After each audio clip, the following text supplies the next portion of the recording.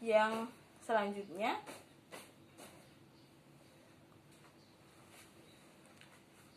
manfaat yang bisa diperoleh dari sikap sopan santun.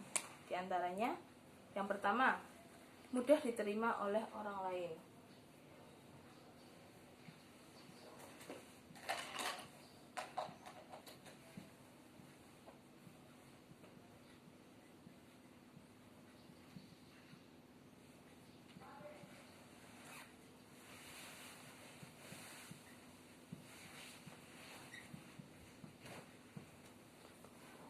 Artinya, sikap sopan santun akan menjadikan seseorang disenangi oleh orang lain, sehingga dia pasti punya teman yang banyak dan mudah diterima oleh teman kita. Yang kedua yaitu menunjang kesuksesan.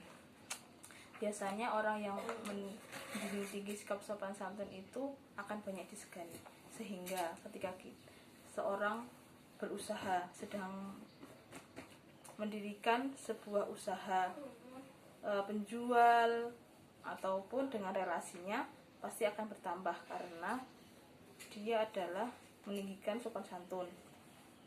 Yang ketiga, dicintai oleh Allah dan Rasulnya, mencintai hambanya yang memiliki sifat sopan santun. Rasulullah juga demikian, bahkan beliau juga memiliki sikap lemah lembut dan santun yang luar biasa. Materi yang ketiga yaitu malu.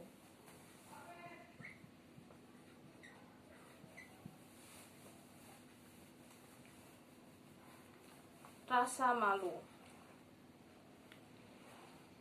Malu dari melakukan keburukan, malu dari melakukan kemaksiatan. Itu yang malu yang harus kita terapkan dalam kehidupan sehari-hari. Malu adalah menahan diri dari perbuatan jelek, kotor, tercela, dan hina. Sifat malu terkadang merupakan sifat bawaan dan juga merupakan hasil latihan. Namun demikian, untuk menumbuhkan rasa malu perlu usaha, niat, ilmu, serta pembiasaan. Rasa malu merupakan bagian dari iman. Karena rasa malu bagian dari iman, maka seorang ketika menggunakan rasa malu itu pada hal-hal yang baik, dia akan mendapat pahala dari apa yang ia lakukan. Kita perhatikan ya, halaman 188 ada hadis riwayat Muslim yang berbunyi, an Abi Hurairah radhiyallahu anhu an Nabi sallallahu alaihi wasallam qala imanu bid'u wa sab'una syu'batan wal haya'u syu'batun minal iman. Rawahu Muslim. Dari Abu Hurairah, Nabi Muhammad SAW beliau bersabda, iman adalah pokoknya, cabangnya ada 70 lebih, dan malu termasuk cabangnya iman. Riwayat Muslim. Hadis tersebut menegaskan bahwa malu merupakan salah satu cabang iman. Seseorang yang memiliki rasa malu akan mudah terketuk hatinya bila ia melakukan kemaksiatan.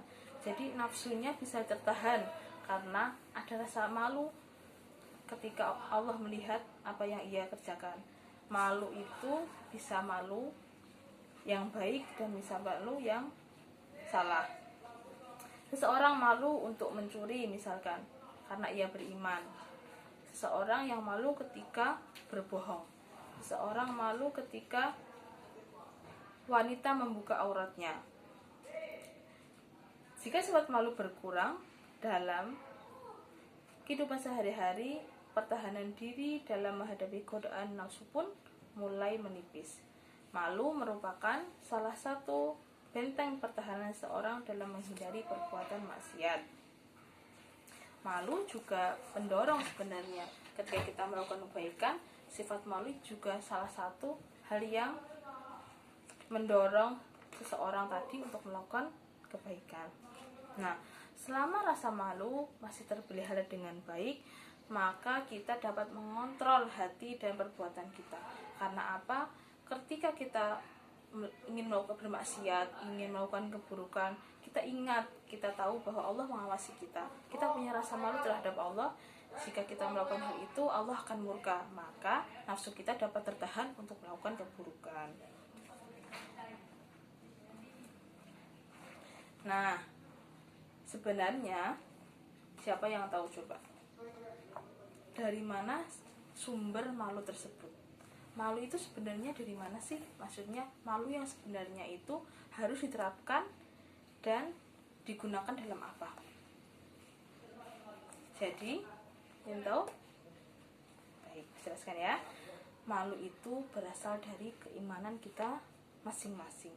Keimanan, malu berasal dari keimanan dan pengakuan oleh Allah Subhanahu wa taala. Rasa malu akan muncul jika kita beriman dan menghayati betul bahwa Allah itu Maha Kuasa dan Maha merajai segalanya. Allah itu Maha melihat, Maha mengetahui, dan Maha mendengar. Tidak ada yang bisa kita sembunyikan dari Allah. Semua aktivitas badan, perilaku, dan hati kita semuanya diketahui oleh Allah Subhanahu wa taala. Nah, ada beberapa manfaat dari sifat malu tersebut. Di antaranya, yang pertama, mencegah dari perbuatan tercela. Seseorang yang memiliki sifat malu akan berusaha sekuat tenaga menghindari perbuatan tercela, sebab ia takut kepada Allah Subhanahu wa taala. Yang kedua, mendorong untuk berbuat kebaikan. Rasa malu kepada Allah Subhanahu wa taala akan mendorong ia untuk berbuat kebaikan, sebab ia faham bahwa segala sesuatu yang ia lakukan akan mendapatkan balasannya di akhirat kelak. Yang ketiga, mengantarkan seseorang menuju jalan yang diridhoi Allah. Orang-orang yang memiliki sifat malu akan selalu bertakwa kepada Allah, yakni menjauhi larangannya dan melaksanakan segala perintahnya. Nah, ada pertanyaan dari materi yang Ibu sampaikan tadi? Kalau tidak ada, Ibu beri tugas ya untuk di rumah. Kerjakan halaman 196 sampai 198. Minggu depan Ibu bahas di awal pertemuan kita. Paham ya semuanya? Kalau benar tidak ada pertanyaan, Ibu sampaikan kesimpulan rangkuman materi pada hari ini. Yang pertama yaitu, tata krama merupakan norma-norma pergaulan yang berkaitan dengan kebiasaan dalam bertingkah, bertindak maupun bertutur kata yang berlaku atau disepakati dalam lingkungan pergaulan antara manusia setempat. Yang kedua, tata krama meliputi tata krama dalam berkomunikasi lisan maupun tulisan, dalam bersikap, dalam berpakaian. Santun mencakup dua hal, yaitu santun dalam berucap dan santun dalam bersikap. Nah, malu, yang terakhir adalah malu tadi ya. Malu adalah menahan diri dari perbuatan jelek serta merasa tidak enak hati ketika kita melakukan hal-hal yang buruk. Dan malu pun merupakan benteng pertahanan seseorang dalam menghindari perbuatan maksiat dan merupakan faktor pendorong untuk melakukan kebaikan. Nah, jangan lupa ya, itu tugasnya di rumah dikerjakan. Minggu depan Ibu akan bahas di awal pertemuan. Tadi kesimpulan sudah Ibu sampaikan. Kalau benar tidak ada pertanyaan, Ibu akhiri ya pertemuan kita hari ini. Ya baiklah. Kita tutup pertemuan kita hari ini dengan bacaan hamdalah bersama-sama. Alhamdulillahirabbil alamin. Ibu akhiri, semoga kita dapat bertemu dalam pertemuan berikutnya dalam keadaan sehat walafiat. Amin ya rabbal alamin. Akhirul kalam, wabillahi taufiq wal hidayah. Assalamualaikum warahmatullahi wabarakatuh.